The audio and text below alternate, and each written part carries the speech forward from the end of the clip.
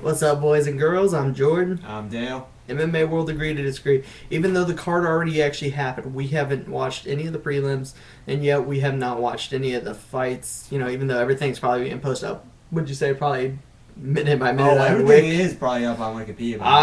I wouldn't suggest it because watching it because it's actually gonna air live in about 30 minutes. All right, guys. Well, here are our picks for tonight for the main card.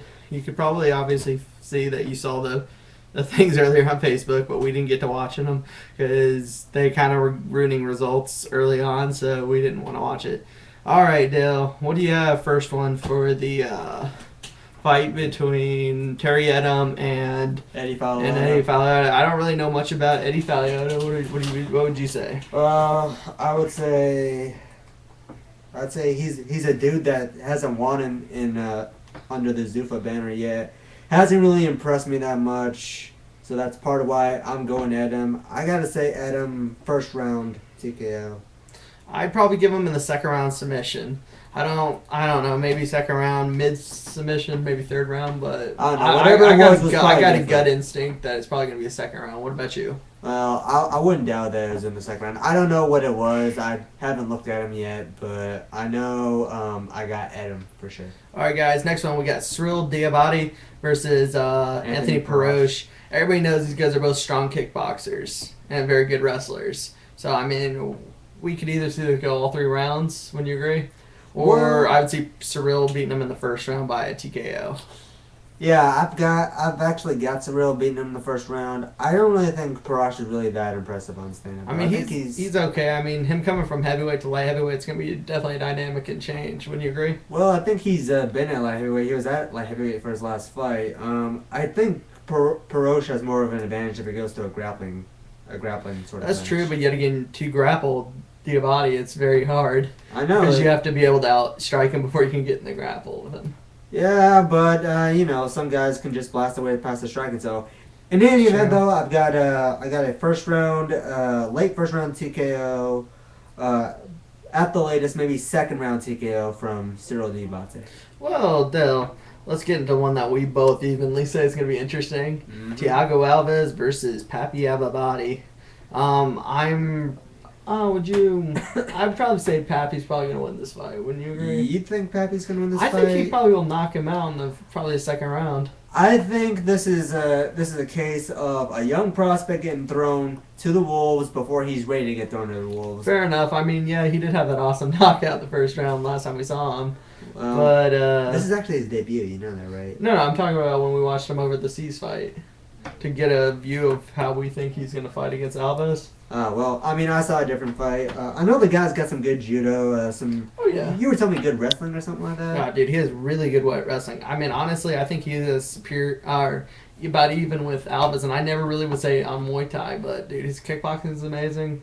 But that's just what I say. I mean, that's why I'm saying it's going to be an interesting fight. Obviously, I think it's probably going to go to the, be 2 even on the feet, that they'll go to the ground.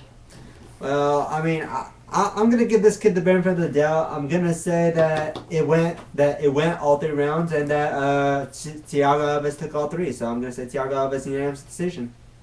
I mean, that could happen, but I mean, yeah, we haven't seen the results, have we? I know, I haven't, but I think that's how it went. Well, I mean, yeah, that's pretty fair. That's a pretty fair call. But what I got either him winning in the first, Pappy winning in the first, or Alves by Muay Thai knees in the third. Or possibly, as you say, unanimous decision. That could go either way. All right, next one. I'm not really a big fan of either of them, Hanato Bacco and Brad Pickett, but definitely this fight has the results to go to fight of the night. Would you agree? I'd say I definitely thought this was gonna go fight of the night. I still think it will be a fight of the night contender. Brad Pickett, I don't really think, I think one punch is just because, it's one punch Pickett, it just rolls off the tongue.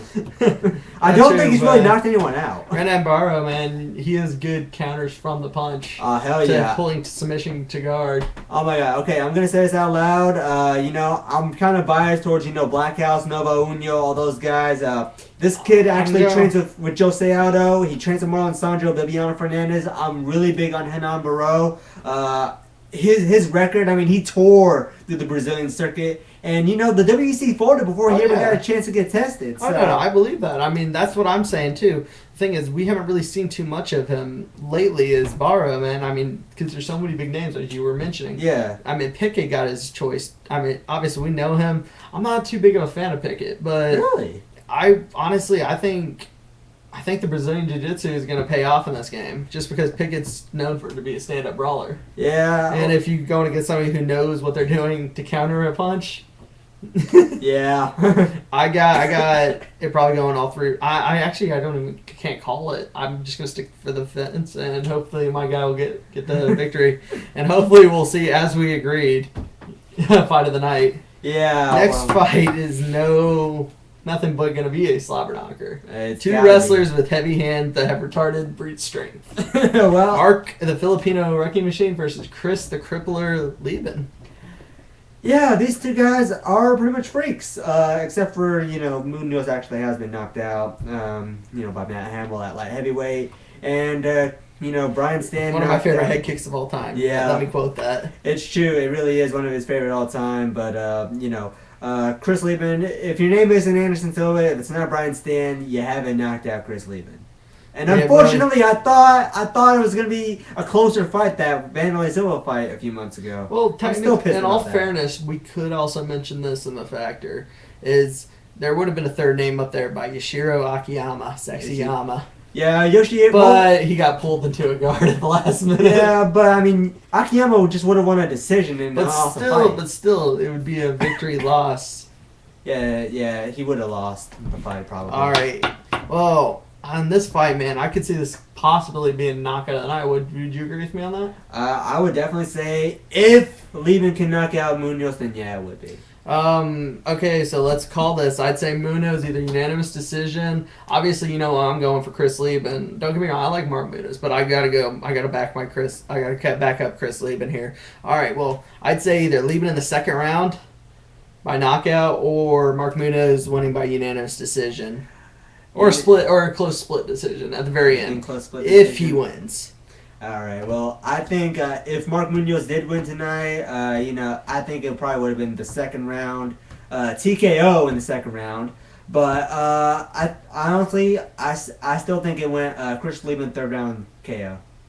All right, guys. Well, I'm Jordan yet again. I'm Dale. We'll see you after for a post fight, guys. Peace. All right, man.